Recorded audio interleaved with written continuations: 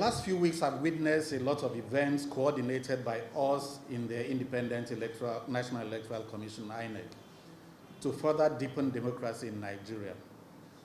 The elections were a culmination of a series of activities in the last few years to engender citizens' participation in determining who their leaders are.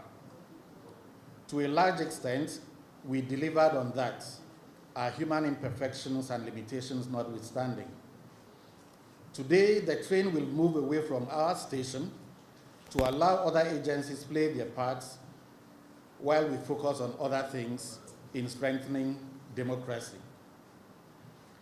Much has been said about Nigeria's continued stride down the democracy alley these past 24 years.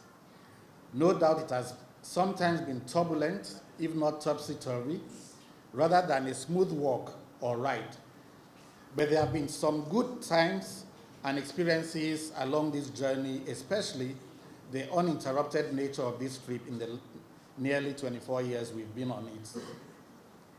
The implication is that in the last two cycles of election, 2019 and 2023, the country has recorded a large number of voters whose life experiences are happily limited only to a government by elected representatives, which is what democracy represents. Thus, democracy has become a norm in our country.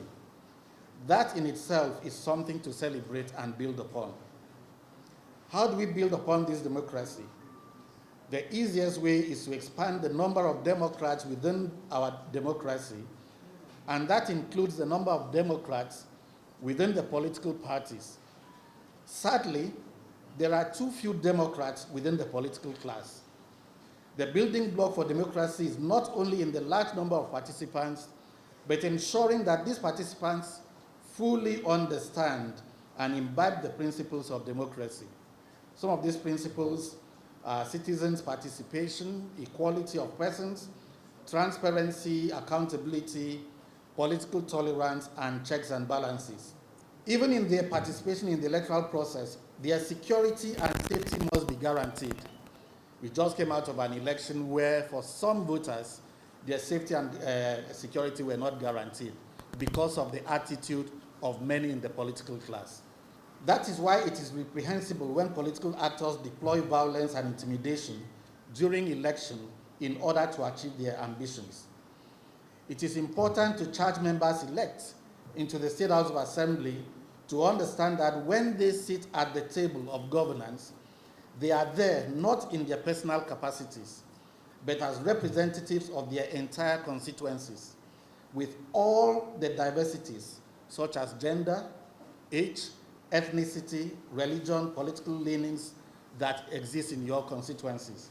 Lawmakers and politicians generally need to rise above blind allegiance to political parties whose membership in our climes is very fluid, transient, and without core values and principles. It is equally important for the political class to work on the capacity and integrity of political parties to conduct their internal elections, primaries. Most political parties have failed woefully in the proper conduct of primaries, and we know this. If we don't conduct primaries properly, it will affect the quality of democracy we have.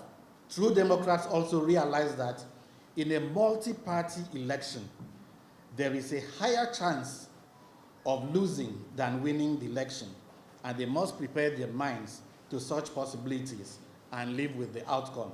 Let us learn to build up and not destroy.